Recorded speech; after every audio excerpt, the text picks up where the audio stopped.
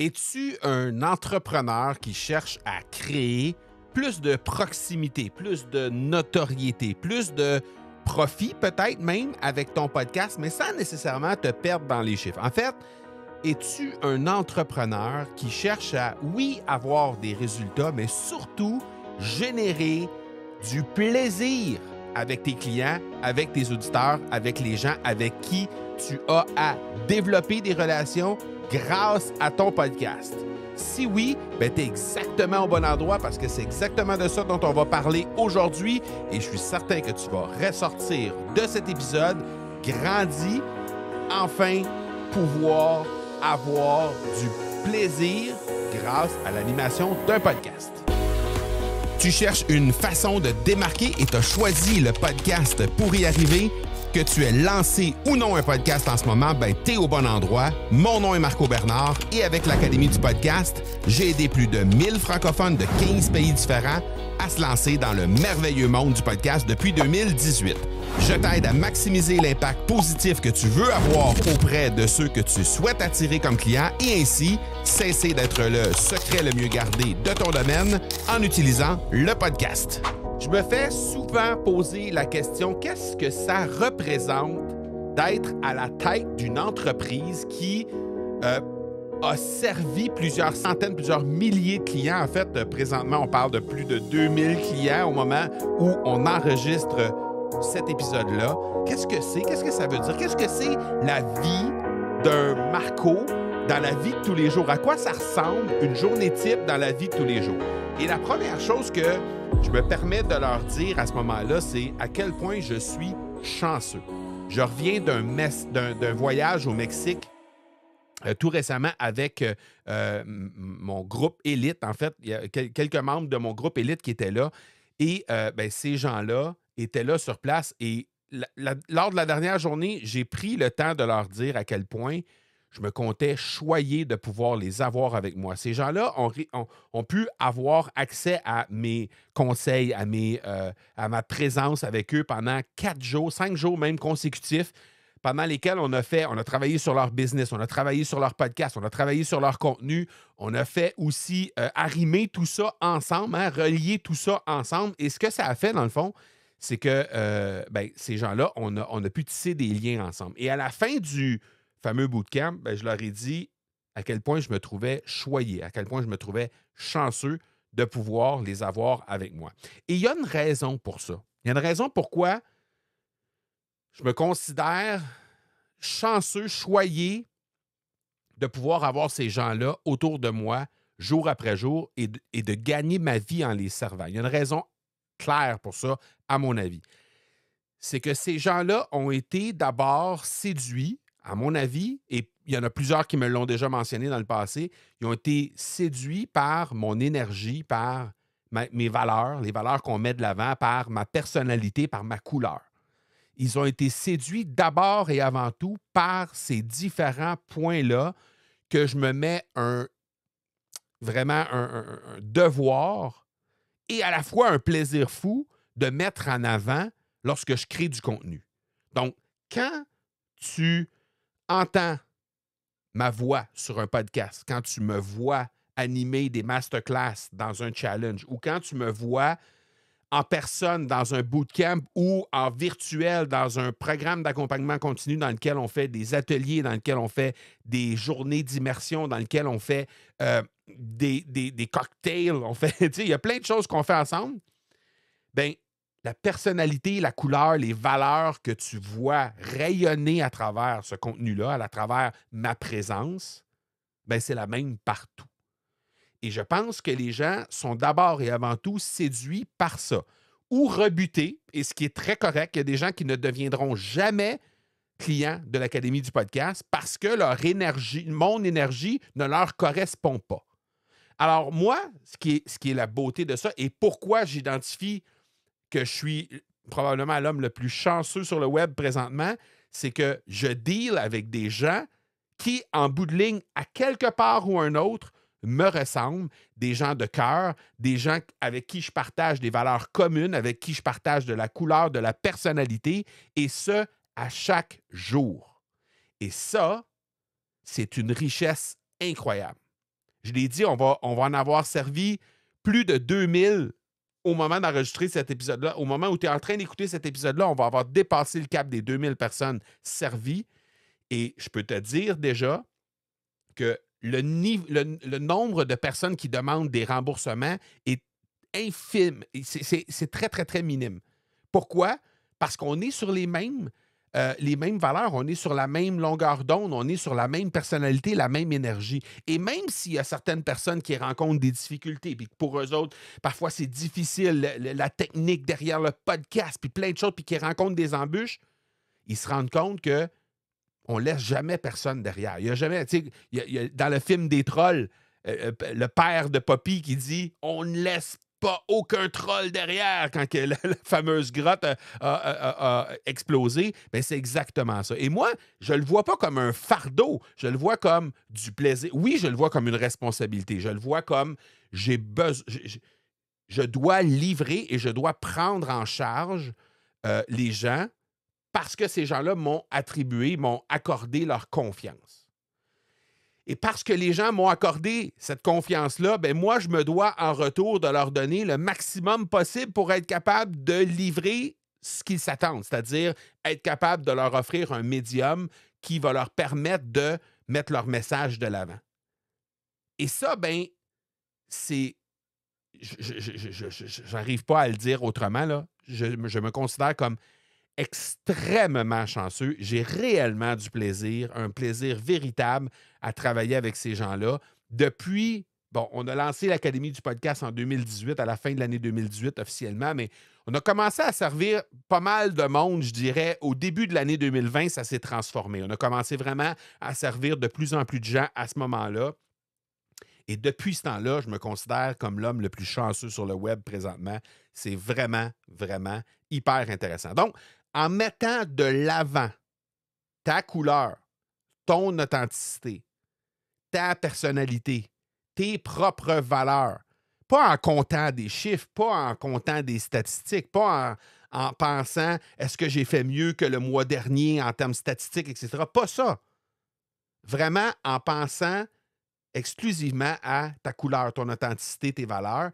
C'est ce qui fait que tu vas vraiment avoir d'abord du plaisir à animer ton podcast, du plaisir à servir ces gens-là qui viennent semaine après semaine écouter ton podcast et avoir du plaisir à les servir ultimement comme client à la fin. Parce que c'est ça en bout de ligne. Quand tu animes un podcast sur ta propre activité, ben c'est que tu espères livrer de l'information, tu espères livrer un message qui va faire en sorte que ces gens-là vont se transformer en clients ultimement.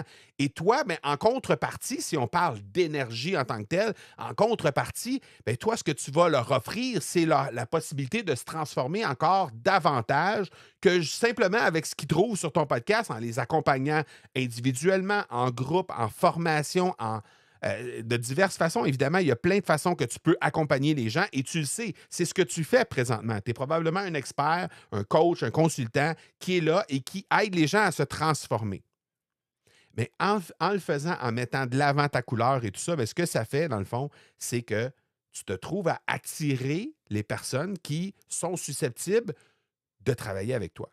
Et ceux que tu rebutes de par ton énergie, de par ta couleur, de par tes valeurs, bien forcément, ces gens-là, de toute façon, ne seront pas heureux avec toi et toi, tu ne seras pas heureux de les servir non plus.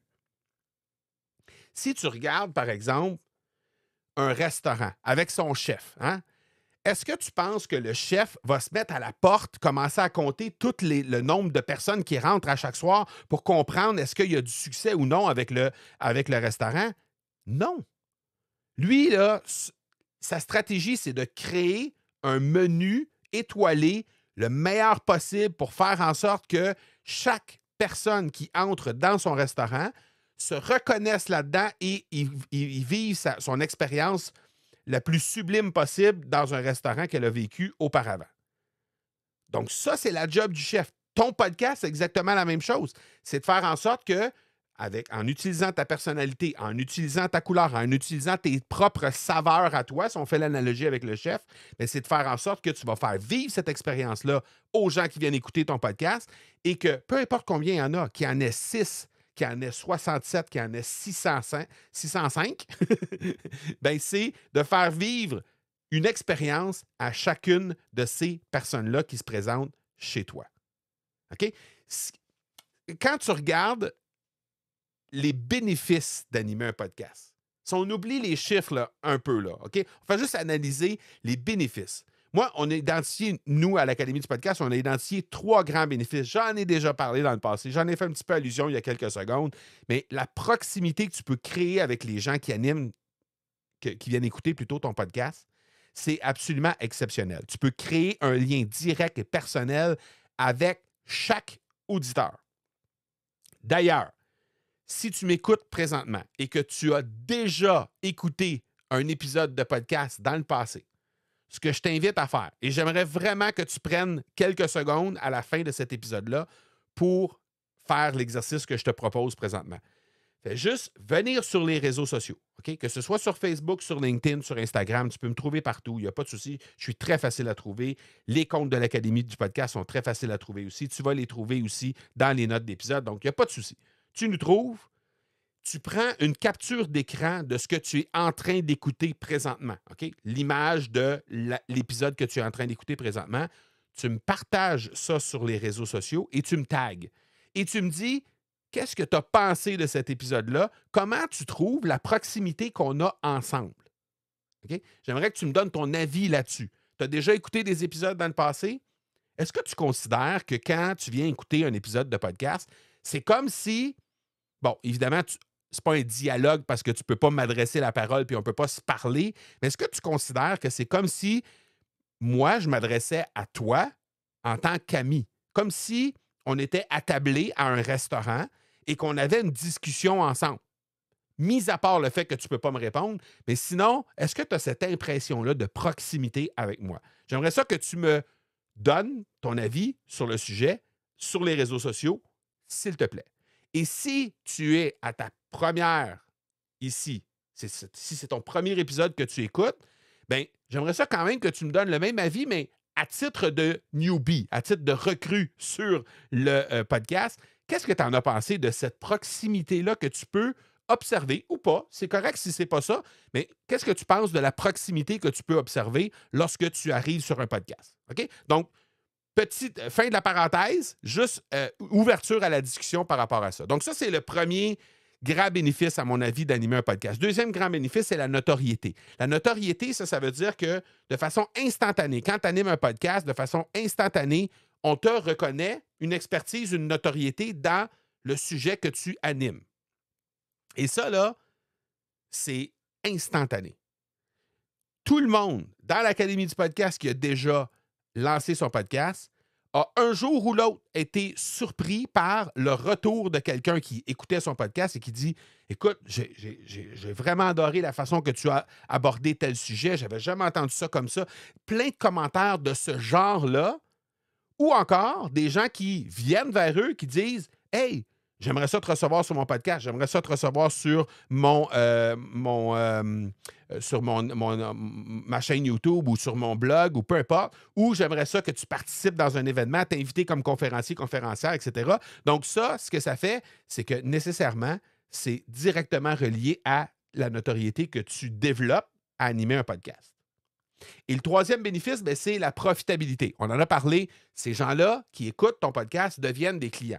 Nous, à l'Académie du podcast, avec notre podcast, on génère entre 12 et 15 appels qui viennent du podcast à chaque semaine. Donc, il y a entre 12 et 15 personnes qui choisissent de venir parler avec un membre de notre équipe parce qu'ils veulent qu'on les aide à développer leur podcast, qu'ils veulent qu'on les aide à devenir des podcasteurs avec du succès, avec des résultats. Et ils veulent lancer leur podcast en utilisant nos services, nos formations, notre accompagnement. Entre 12 et 15 appels plutôt par semaine. OK? Ça représente à peu près 3 % de tous les auditeurs qui écoutent notre podcast. Donc, ce que ça veut dire, parce qu'un podcast qui commence va peut-être avoir 10, 20, peut-être 50 auditeurs par épisode. Mais 3 %, ce que ça veut dire, c'est qu'à la fin du mois, disons que tu en as 40, à la fin du mois, tu as généré 160 personnes, 160 auditeurs, ça veut dire que tu vas avoir généré 5 appels de gens qui vont vouloir aller avec toi ou poursuivre l'aventure avec toi. Si tu les invites à le faire, bien sûr, et si tu le fais de la bonne façon. Mais ça, c'est un autre débat. Mais il reste que la profitabilité, c'est de convertir tes écoutes en engagement et en vente ultimement. C'est définitivement quelque chose qui te permet de faire ça. Le podcast te permet de faire ça, pardon. OK? Donc, ça, c'est les bénéfices qu'on a. Maintenant, si tu veux regarder pour utiliser ton podcast comme levier de croissance, moi, j'aimerais te proposer 5 étapes faciles. Premièrement, définir clairement ta PVU, ta proposition de valeur unique. Qu'est-ce qui fait que toi, ce que tu livres sur ton podcast, ce que tu livres en général dans ta thématique, c'est différent de ce qu'on trouve ailleurs dans ton univers à toi? Bon, peut-être que tu es un des seuls ou une des seules à faire un podcast dans ton domaine. Tant mieux si c'est le cas. Ou peut-être est-ce que tu as à te battre contre plusieurs autres podcasts, mais il reste que c'est probablement le cas aussi sur le marché en général. Si tu es une thérapeute, bien, il y a peut-être déjà une tonne de thérapeutes qui entrent en compétition avec toi dans l'accompagnement. Là, ce que tu veux faire, c'est faire en sorte que tu vas avoir la possibilité de servir les gens à partir de ta propre couleur à toi. Donc, ça, de définir ta propre proposition de valeur unique en tant que personne, en tant que thérapeute, mais en tant que podcasteur aussi, c'est la première étape hyper importante de pouvoir utiliser ton podcast comme effet de levier à servir des gens avec qui tu vas avoir du plaisir. Parce que ces gens-là vont reconnaître, vont se connecter avec ta propre valeur. Ensuite de ça, engager ton audience avec des histoires et des cas pratiques. Ça, c'est extrêmement puissant. Tu le vois, si tu es à une première aujourd'hui au niveau du podcast, de l'Académie du podcast, mais tu ne pourras pas avoir de référent par rapport au fait qu'on utilise beaucoup de cas pratiques, beaucoup d'histoires. On reçoit des podcasteurs dans des entrevues. Je me sers d'exemples. Je t'en ai servi déjà aujourd'hui, mais je me sers d'exemples probants qu'on a au sein de notre académie parce que c'est des cas d'espèce, c'est des cas de réussite. Il y en a beaucoup comme ça. Okay? Donc ça, d'utiliser des cas comme ça, pour toi, ça va être extrêmement intéressant comme effet de levier pour avoir d'abord, évidemment, un effet de croissance avec ton podcast, mais aussi attirer les bonnes personnes, encore une fois, parce que les gens vont se reconnaître dans ces histoires-là. Ensuite de ça, offrir régulièrement du contenu qui enrichit, éduque et ou divertit.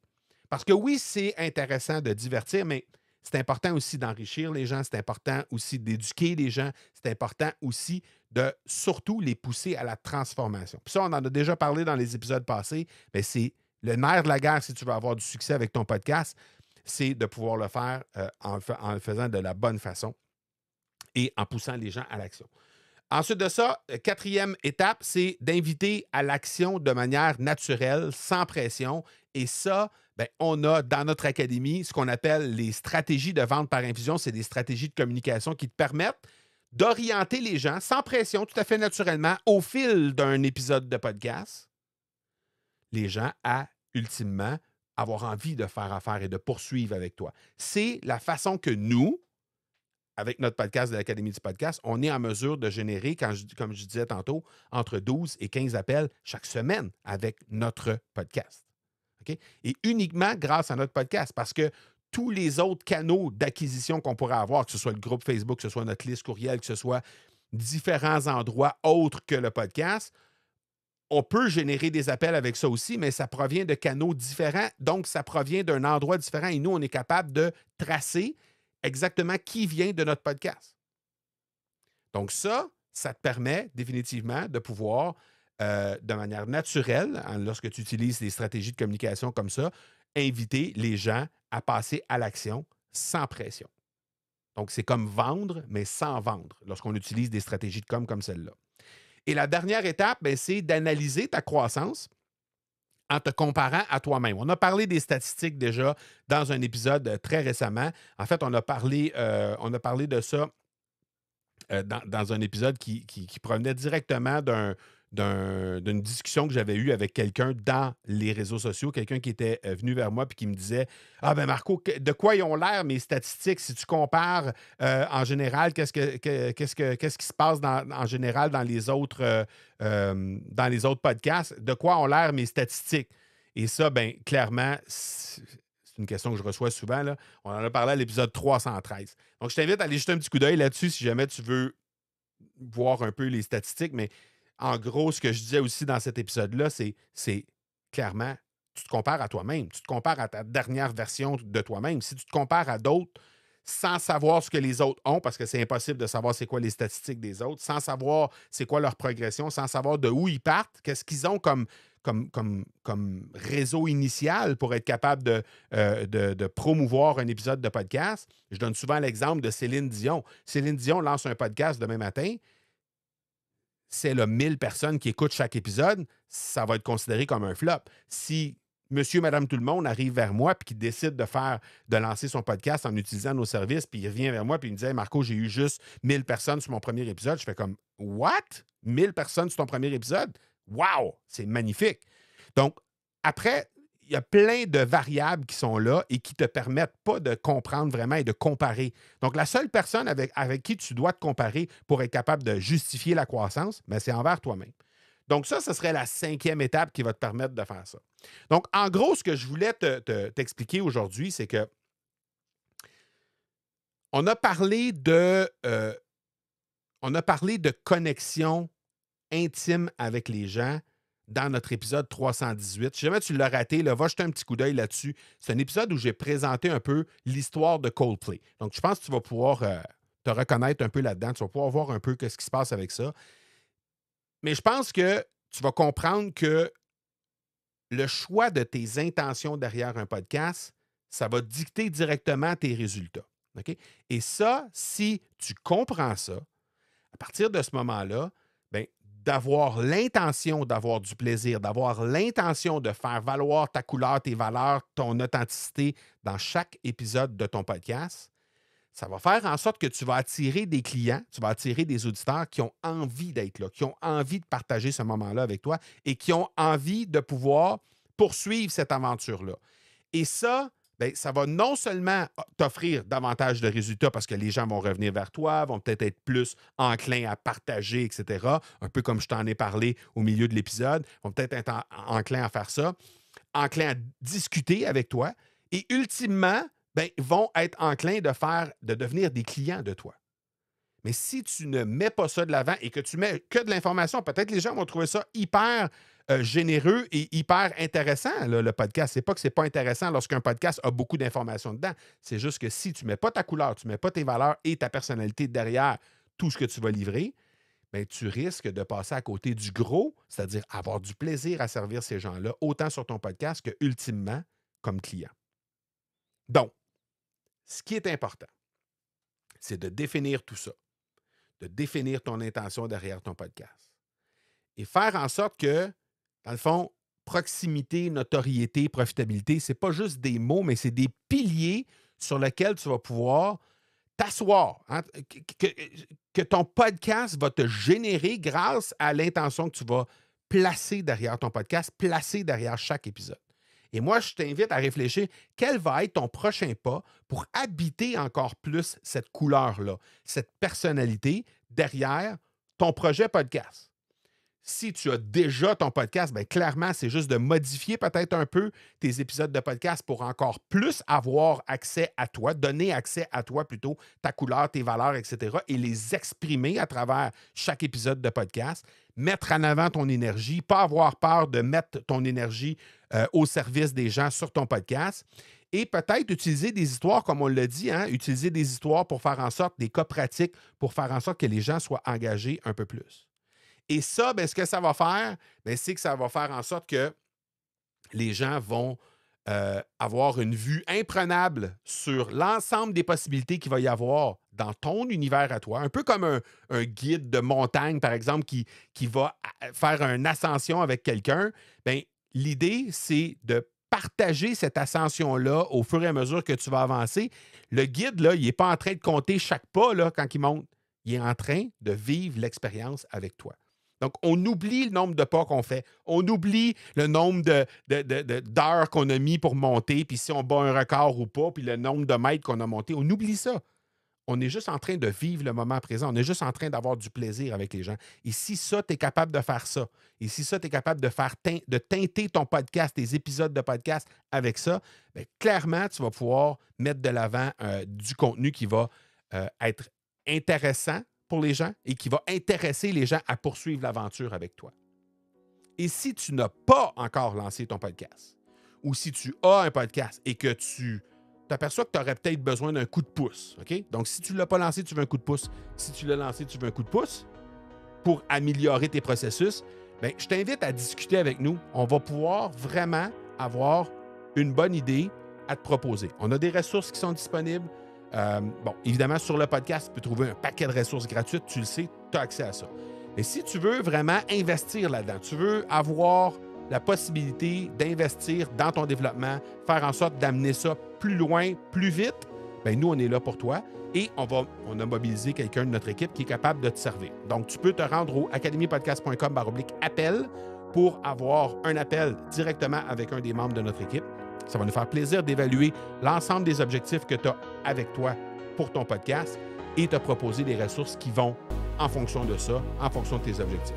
Donc ça, c'est la première chose. La deuxième chose, je te rappelle que je t'ai invité à me parler de qu'est-ce que tu ressens comme proximité avec moi lorsque tu écoutes les épisodes de podcast. Que tu sois à ton premier épisode ou que tu sois ici semaine après semaine depuis je ne sais pas combien de temps, partage sur les réseaux sociaux. Fais juste prendre une capture d'écran, viens me voir sur les réseaux, soit sur un compte de l'Académie du podcast, soit sur le compte de Marco Bernard, mon propre compte à moi. Les liens sont dans les notes d'épisode. Ça va me faire plaisir de pouvoir discuter avec toi.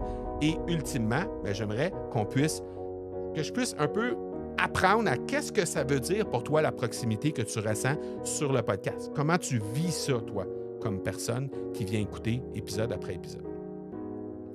Voilà pour cette semaine. Merci énormément de ta confiance. Je t'invite à jeter un petit coup d'œil sur qu'est-ce qui va se passer dans les prochains jours parce que je t'en dis pas plus, il y a des surprises qui s'en viennent. Okay? Je veux juste te dire ça comme ça. Il y a des surprises qui s'en viennent. Je pense que tu vas vraiment apprécier. On se parle dans le prochain épisode. Ciao, ciao.